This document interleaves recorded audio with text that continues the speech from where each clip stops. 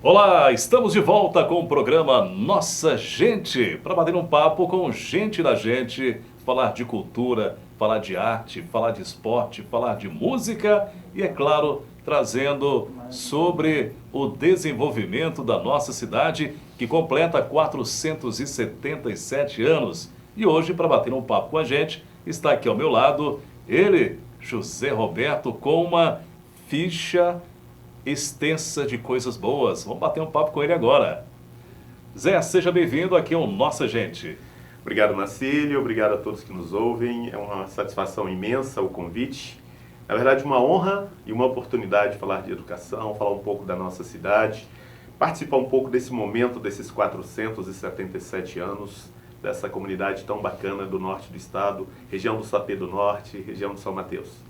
Muito bem, Zé, eu estou aqui com, é claro, alguns dados, né, da sua pessoa, dados que realmente impressionam qualquer um. A pergunta fica, né, como que ele arruma tempo, né, para exercer tantas funções? Tem aqui, coordenador da área de saúde 1 e licenciatura na FVC, professor de educação física no IFES, faz parte também do Conselho Regional de Fisioterapia, presidente do Comitê de Ética em Pesquisa na FVC, membro da comissão do CREFITO e representa a região sudeste na Comissão de Educação Confito.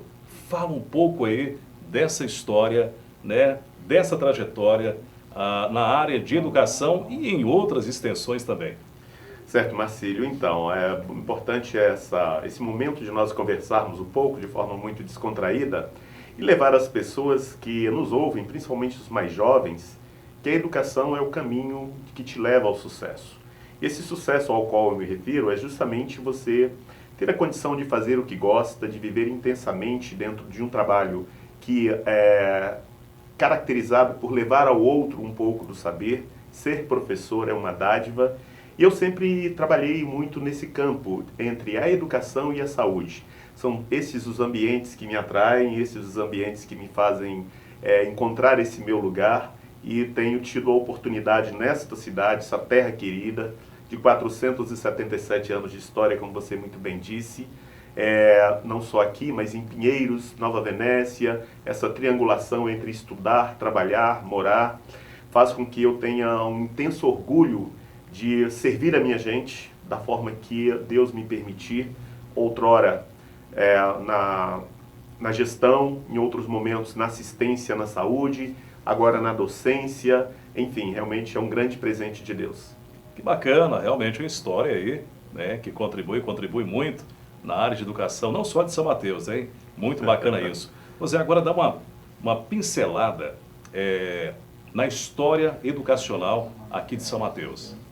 Então, São Mateus, né, a própria idade que você anuncia, ao falar de uma cidade com 477 anos, ao falar de uma cidade que tem todo um arcabouço cultural, étnico e de desenvolvimento, como tem a cidade de São Mateus, nós temos alguns elementos que devemos destacar, né? Nós precisamos pensar de que cidade nós estamos falando. E aqui me refiro a um local em que, e aí não falo só da cidade de São Mateus, mas todo esse vale do Cricaré. Falamos de uma região que viveu e conviveu com 300 anos de escravidão de pessoas. E, evidentemente, que fica um passivo de tudo isso, nós temos uma herança e uma dívida com toda uma comunidade no resgate à dignidade, no resgate à cidadania. Temos populações ainda que estão numa linha de pobreza imensa, e eu não falo só da pobreza do acesso aos bens de consumo, eu falo da educação ainda. Há uma dívida histórica do nosso país com todas essas pessoas que são herdeiras de pessoas que foram escravizadas, herdeiras de pessoas que foram exploradas em algum momento por ciclos de madeira, do petróleo e por aí vai. E só a educação. Só a educação, enquanto política pública, pode devolver a essa gente um rumo e dar à nossa juventude, em especial, um rumo e um eixo para o desenvolvimento, tanto pessoal quanto coletivo. Então, a cidade de São Mateus, ela sempre foi uma cidade marcada como um polo, outrora, como disse para você, um polo de comércio de pessoas no sítio histórico Porto de São Mateus, hoje ainda com a necessidade de uma preservação e um cuidado melhor por todos nós, no ciclo da madeira, no ciclo do petróleo, e hoje, talvez, nas últimas 3 décadas, nós estamos experimentando um novo momento, que inicia com a vinda do CEUNES aqui para o norte do estado do Espírito Santo, com todo o movimento que foi feito. Final da década de 80, eu estava com 16, 17 anos, e surge o CEUNES com 4 cursos, público, gratuito, de qualidade, vindo pela Universidade Federal do Espírito Santo, quando eu adentrei a instituição em Nova Venécia para cursar Educação Física. Foi uma grande oportunidade, Marcílio. Aquele momento em que eu, criança pobre, adolescente pobre, trabalhando desde os 9 anos de idade, sempre trabalhei em oficinas, vendendo picolé, sem nenhuma condição de pagar instituições. Nós tínhamos em Colatina, Faculdade de Direito, Ciências Contábeis, faculdades no campo agrícola também existia lá, agronomia, algumas faculdades em Linhares, todas privadas. E a pública, Universidade Federal do Espírito Santo. Imagine para um menino do interior ter que enfrentar tudo isso, era muito difícil. Era quase uma sentença de que você não pode ter um ensino superior. Então, quando vem a universidade para cá, ela vem reconstruir toda a história, minha e de muitas outras pessoas desta região. E junto com a educação ela é tão abençoada por Deus, que ela traz consigo outros avanços. Então, quando você tem uma região onde a educação acontece, empresários apostam nesta região. Empresas nacionais e multinacionais apostam que esta região tem mão de obra, tem pessoal qualificado tecnicamente para avançar em novos projetos. Ele entra num ciclo de desenvolvimento que normalmente só faz parte aqueles que produzem saberes. E aí atraem instituições como a Faculdade Vale do Plicaré, que vem para cá em 1997, 98, instalando inicialmente 4 cursos em 2000, e que hoje é um centro universitário, junto com tantas outras, como a Unopar, né, como o próprio IFES, que chega para cá em 2006. Então hoje São Mateus é um verdadeiro polo, e nós podemos dizer que ele está num novo patamar, um novo cenário, um novo contexto, que pode provavelmente projetar São Mateus para uma nova história. Uma história de inclusão de todos, uma história mas para isso é necessário que a gente aposte cada vez mais na educação. Muito bem, que bacana, hein? Uma história bonita, uma história de desafios também, que é o que o nosso agente conta. Por falar em desafios, você, claro, passou aí, né, um período como secretário de Educação de São Mateus. Como foi aí essa trajetória? O que você pode contar para a gente dessa experiência e quais foram os desafios aí à frente dessa secretaria? Realmente, foi uma honra, antes de qualquer coisa. Eu agradeço muito pela confiança que me foi dada. Foi um desafio, porque servir a minha gente, servir ao povo de São Mateus, que me acolheu muito bem quando vim de Pinheiros para cá, foi realmente um momento extremamente importante da minha carreira, da minha vida como homem, da minha vida como pai, porque você abre mão tanto quanto do convívio com a sua família para poder fazer o melhor para este município. Ter sobre os seus ombros o desafio inicial de quase 20 mil alunos, 109 escolas, quase 4 mil colaboradores, entre colaboradores diretos, efetivos, contratados por designação temporária, prestadores de serviço no transporte, você ter quase 14 mil alunos em linhas, mais de 70, 80 linhas de transporte escolar, todos os dias cruzando esse município, é realmente uma responsabilidade muito grande. É uma honra e uma responsabilidade. E eu pude, graças a Deus, contar com brilhantes profissionais da educação. Eu quero dar esse depoimento aqui, porque muitas das vezes as pessoas não sabem o que acontece dentro de uma escola, dentro de uma secretaria, e muitas das vezes julgam um funcionário público como um funcionário que pouco se importa com a dor do outro, pouco se importa com as dificuldades que a criança apresenta. E eu pude conhecer de perto, embora já como professor já tinha a visão da escola onde eu trabalhava, eu pude conhecer de forma sistêmica o que são os brilhantes profissionais da educação desse município, em todos os eixos, pedagogos, os profissionais licenciados, gestores. Foi realmente um momento em que nós abraçamos essa causa de forma muito legítima, entre 780 municípios da União, acompanhados pelo Instituto Ayrton Senna, nós recebemos o prêmio de excelência em educação nos anos 2015 e 2016. Tive a honra de ir a São Paulo receber das mãos da senhora Viviane Sena.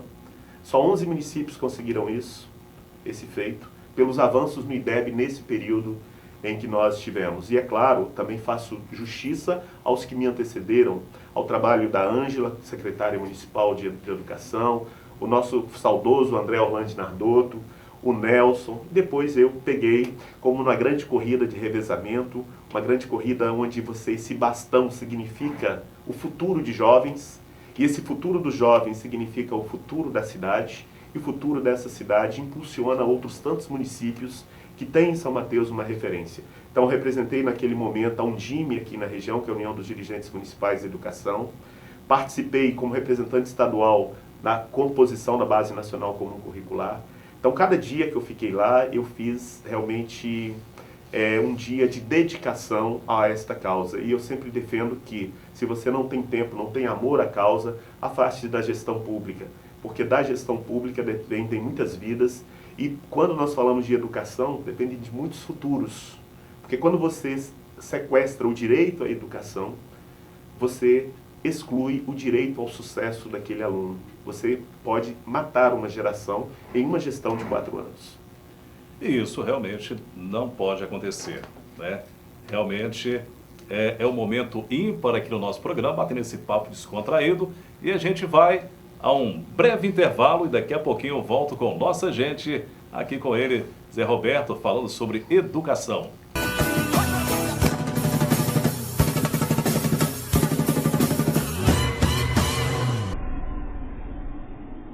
Estamos de volta com nossa gente, batendo um papo com gente da gente e hoje falando de educação, um pouco da história e, é claro, ele que também fez parte dessa história educacional aqui da nossa cidade, nosso amigo Zé Roberto. Zé, intimamente a gente chama ele de Zé, porque Zé é amigão de todo mundo, já conheço o Zé há bastante tempo. Conta pra gente aí um pouco sobre São Mateus Polo Educacional e essa agenda de educação que está sendo colocada em pauta aí. Tem muitas coisas ainda para acontecer? Assim, Marcílio, todo esse avanço na educação enquanto direito, que a Constituição de 1998 nos traz, a Constituição Federal, a própria LDB de 1996, a Lei de Diretrizes e Bases da Educação, e todas as suas leis complementares impulsionam novos desafios e novas metas. Então a Lei 13.005, que implanta o Plano Nacional de Educação de 2014 a 2024. Então nós temos metas a atingir, temos 20 metas a atingir. Eu cito algumas para você. Por exemplo, em 2024, todas as crianças de 0 a 3 anos, metade delas devem estar, de todas as crianças de 0 a 3, metade delas deve estar na escola, de 0 a 3 anos. Se você pensar, por exemplo, que metade das escolas e metade das vagas da educação básica devem ser em tempo integral. Então eu falava de 109 escolas, pelo menos 55 aí nós teremos que ter em tempo integral até 2024. Metade das vagas deverão ser em tempo integral. Então são desafios que se colocaram lá atrás e que têm sido enfrentada com muita dedicação pelos gestores. Além disso, nós temos um novo ensino médio, que foi criado, implantado aí com o movimento pós-2017. Temos a Base Nacional Comum Curricular, que prevê um currículo mínimo único em todo o país. Uma tentativa, Marcílio, de que você que estudou no Rio Grande do Sul, 9º ano, e se transfere para São Mateus.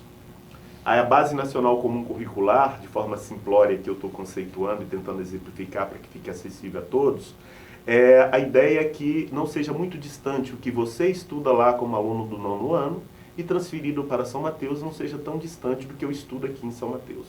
Então existe uma base comum no país.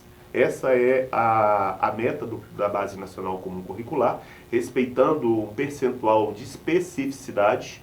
Então eu tenho, evidentemente, quando falar de história, eu vou falar da história de todo o povo, grande povo do norte do estado do Espírito Santo, esse povo ao qual eu me referia, forjado, formado, estruturado a partir de pessoas escravizadas que vieram para cá, de colonização europeia que vieram para cá, de pessoas que aqui já estavam como as comunidades indígenas. e de todo esse movimento, de toda essa mistura que faz o grande povo brasileiro. O grande povo brasileiro aí aclamado por tantos grandes, como por exemplo Ariano Suassuna, que destaca, né, que infelizmente faleceu em 2014, o próprio João Baldo Ribeiro assim se referia aos brasileiros, o grande povo brasileiro. Esse povo tem especificidades. Então aqui nós vamos falar da Batalha do Cricaré, aqui nós vamos falar na cultura do jongo, aqui nós vamos falar do Rei de Boi. Então em Venda Nova do Imigrante já vamos falar da dança italiana, ali em Vila Pavão já vamos falar dos movimentos pomeranos. Então essa é a riqueza da educação, onde existe uma base comum e existe a diversidade. E para isso é necessário formação de professores, para isso é necessário planejamento, para que nós tenhamos as escolas em tempo integral, naquela proporção que foi apontada pela Lei 13.005, é necessário investimento. Então eu vejo que também um grande desafio é que o governo federal busque um debate junto com o legislativo, junto com o executivo, com o judiciário, que nós tenhamos um melhor financiamento da educação. Precisamos de mais recursos na educação básica e nós temos experimentado, infelizmente, um declínio nos investimentos na educação. Nós temos hoje por volta de 43 a 45 milhões de brasileiros matriculados na educação básica. Estou falando de 45 milhões de brasileiros, 43.700 para ser mais exato. Se você pensar dos brasileiros que estão matriculados na educação básica, na rede pública, de cada 5 brasileiros de todas as idades, 1 está matriculado na educação básica. Então é um país e dos grandes ainda. Então nós precisamos olhar com muito cuidado, são muitos recursos investidos, temos que otimizar o uso desses recursos, temos que valorizar os profissionais que trabalham com essas crianças, temos que criar expectativa nesses alunos para que nós tenhamos no amanhã um futuro diferente do que tem sido construído com tantas crianças em conflito com a lei, com o índice de criminalidade aumentando cada vez mais, com o índice de homicídios aumentando. Então onde que está isso? É o Estado policialesco que vai resolver? É o Estado punitivo que vai resolver? Ou será que nós precisamos mexer na base? Eu sou defensor de que o caminho está no investimento na educação. Muito bom. Uma reflexão muito importante. E você, Zé, fez uma pontuação aí que a gente vai colocar na tela daqui a pouquinho sobre desafios, né? E na pandemia tivemos aí um desafio muito grande em manter, né, as crianças, né, os adolescentes, todos os estudantes informados e continuar com essa perspectiva diante da educação. E o nosso diretor, presidente, Rui Baromeu, junto com a Secretaria de Educação, trouxe aí uma novidade que realmente fez um diferencial muito grande, que foi a videoaula em canal aberto. E a gente vai ver essa matéria agora aqui no Nossa Gente. E videoaulas foi um dos temas abordados no encontro dos prefeitos da região Noroeste que compõe o consórcio Sim Noroeste, que abraçou a ideia e coloca à disposição de todos os consorciados. Um bom exemplo do efeito das videoaulas é o caso dessa garotinha. A família mora na zona rural de Ecoporanga. Sem acesso à internet, é pela televisão que ela tem aprendido as principais matérias. É muito bom as aulas daí, aprende as continhas, língua portuguesa, ciência, geografia, aprovei muito. E essa dona de casa acha importante as videoaulas para a sua filha. Porque nem sempre a gente tem uma internet, nem sempre a gente pode estar acompanhando, né? Pelo celular a gente não tem um computador, então a televisão, né, ela vem trazer e puxa mais a atenção da criança, porque a criança gosta de estar em frente a uma tela de televisão, vendo, né? Vendo as aulas assim, como se fosse presencial, né? Mesmo sendo à distância, mas ao mesmo tempo presencial. Para o prefeito de Águia Branca, é fundamental essa parceria com a Rede Sim para atender os estudantes do município. Estamos felizes por essa adesão que vai facilitar muito o nosso ensino.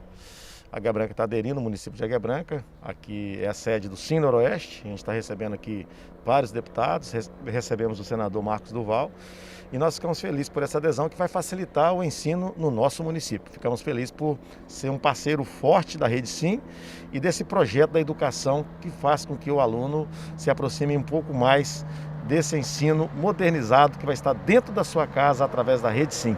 O presidente do consórcio, prefeito de Pancas, Dr. Cid Clay, destacou o resultado do encontro, que definiu vários benefícios para os 15 municípios, entre eles a parceria para a exibição das videoaulas. Parceria importante, firmada com a Prefeitura de Cariacica. Agradecer aqui o prefeito Euclério Sampaio, para que a gente possa transmitir as videoaulas para os alunos que estão estudando nessa questão aí do ensino híbrido, fortalecendo aí o aprendizado e reforçando o conteúdo de sala de aula. Esse serviço também está disponibilizado para todos os municípios do Sim Noroeste.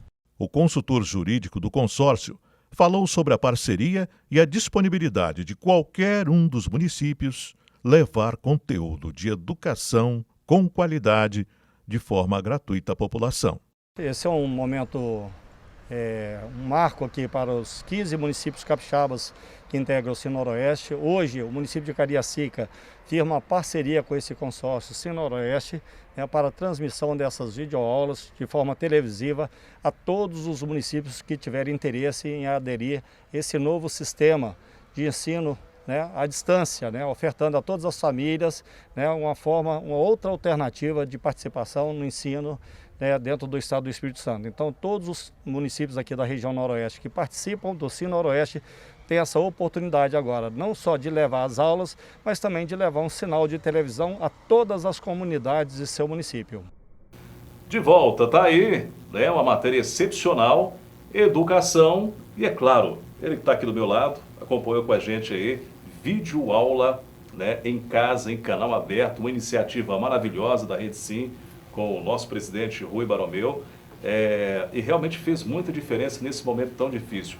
E já abordando esse tema, tecnologia, estamos em um momento diferenciado, e qual é a sua visão neste momento, o que se espera para o futuro? Realmente, eu quero aqui enaltecer, assistindo essa matéria tão bacana, que chamou a atenção e foi destaque nacional, porque só poderia vir justamente do seu Rui, porque é uma pessoa que conhece as necessidades desse estado, dirigiu esse município, foi nosso prefeito, e teve a sensibilidade de perceber, quando no momento de início da pandemia, onde não havia perspectiva nenhuma, não haviam caminhos, de levar o ensino pelos meios remotos com uma tecnologia muito simples.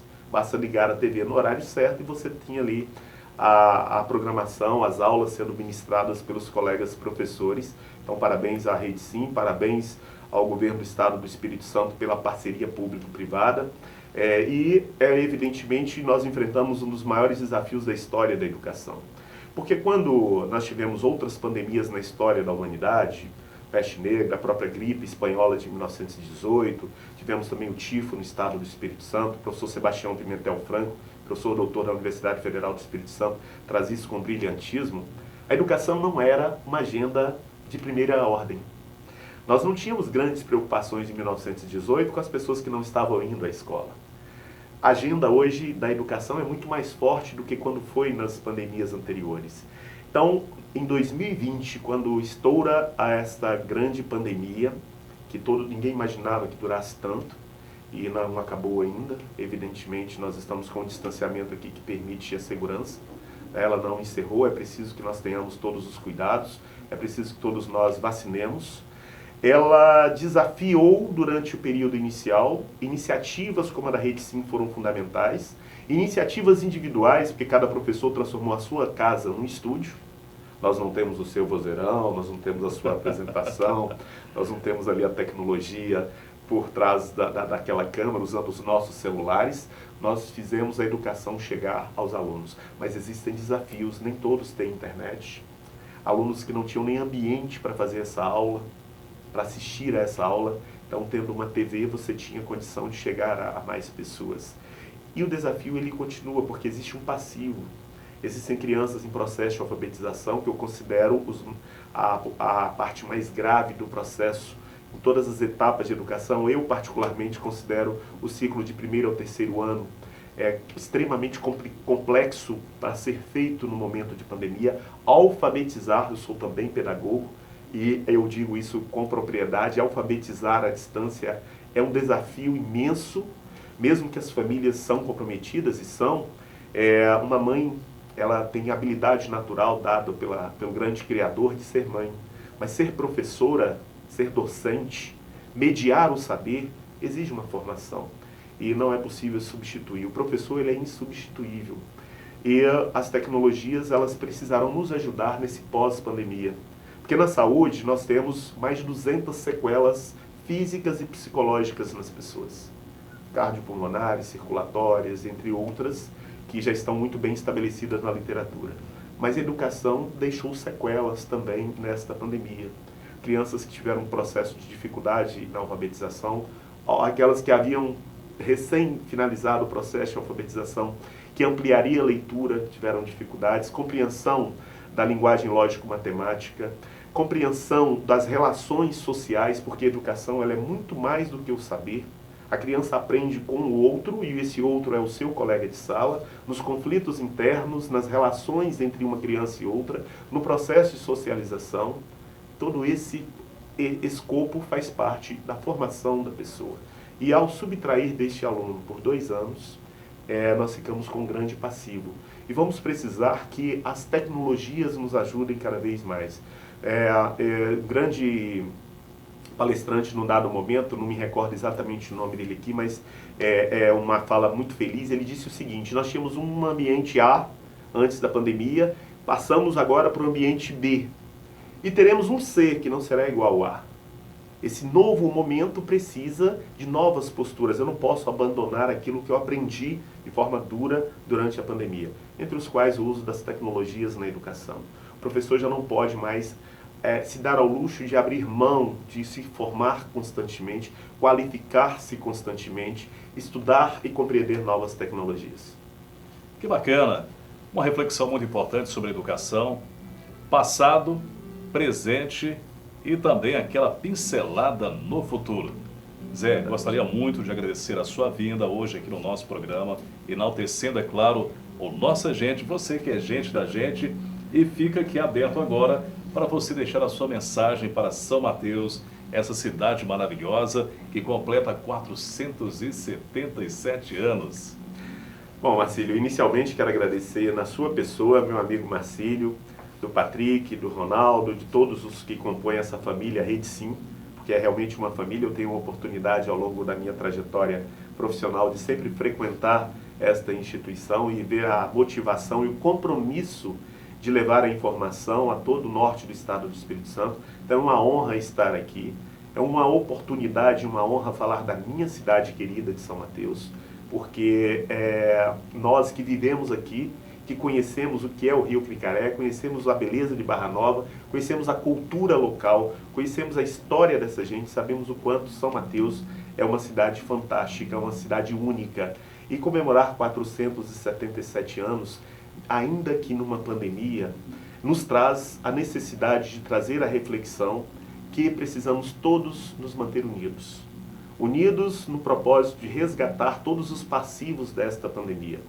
Continuar investindo, apostando na educação, otimistas que chegaremos a um futuro melhor, se Deus quiser, um novo cenário, um novo amanhã. Tá aí, bacana, belas palavras do nosso amigo José Roberto. Obrigado pela visita novamente. Realmente um bate-papo descontraído, muito bacana aqui no Nossa Gente. Continue ligados aqui na TV Sim, canal 16.1, e a gente volta no próximo programa.